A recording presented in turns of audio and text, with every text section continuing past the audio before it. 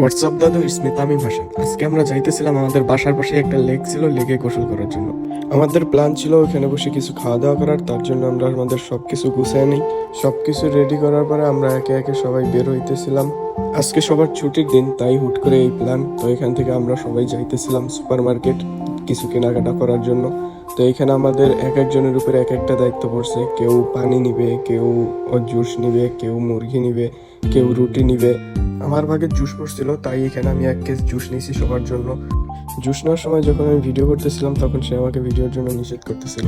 Market থেকে বের হয়ে আমি নিজে একটা ভিডিও নিলাম, সাথে ছিল ইউসুফ ভাই।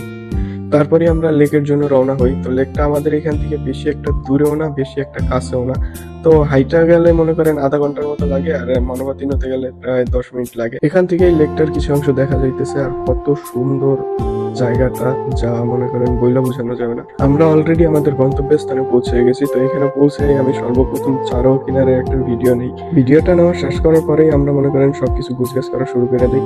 তারপরে আমরা যেখানে বসবো সেখানে চাদর আসি, তারপরে মনে করেন সবাই যে যার মতো যেইটা আনছে সেইটা সব এক জায়গায় করি। এই ব্যাগের মধ্যে মনে করেন ফল, জুস, যত কিছু আছে, রুটি টুটি সবই রাখা আছে। তো সবই আমরা এক জায়গায় করি। সবাই এখানে বৈশা যার যার মতো যার যার যেটা দায়িত্বে সবাই সেইটা করতেছিল। এইদিকে এক বড় ভাই বলতেছিল যে চলতে আমরা দুইজনে যাই একটু সাঁতরে আসি, গোসল করে আসি। তো আমি তো মনে করেন দৌড় দিয়ে একলাম। তো আমার দেখা দেখি আমার যে বড় ভাই সাথে ছিল সেও জব করে এলাম। তো দুইজনে মিলে এখানে একটু সাঁতরাইলাম। তো ওই ভাই বলতেছিল যদি পারো সেইটার উপর থেকে লাফ দিয়ে দেখা। তো আমিও চ্যালেঞ্জ অ্যাকসেপ্ট করে সেখান থেকে লাফ দিলাম। এখান থেকে সাঁতরে আসার সময় তখন একটু মনে হইলো যে তাইলে ক্যামেরা নিয়ে পানির মধ্যে নামা যাক। তো যেই বাবা সেই কাজ, এখানে ক্যামেরা হাতে নিয়ে তাপ করে লাফ দেওয়ার পরে তো পানির ভিতরে কিছুই দেখতেছিলাম না। পানি একটু ক্লিয়ার হওয়ার পরে দেখতে পেলাম।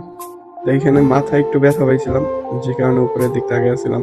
তারপরে পানির নিচে একটু ডুব দিয়ে দেখি সাঁতরাইলে নিজেরা কেমন দেখা যায়। সাঁতরে কিনারে আসতেছিলাম মূলত।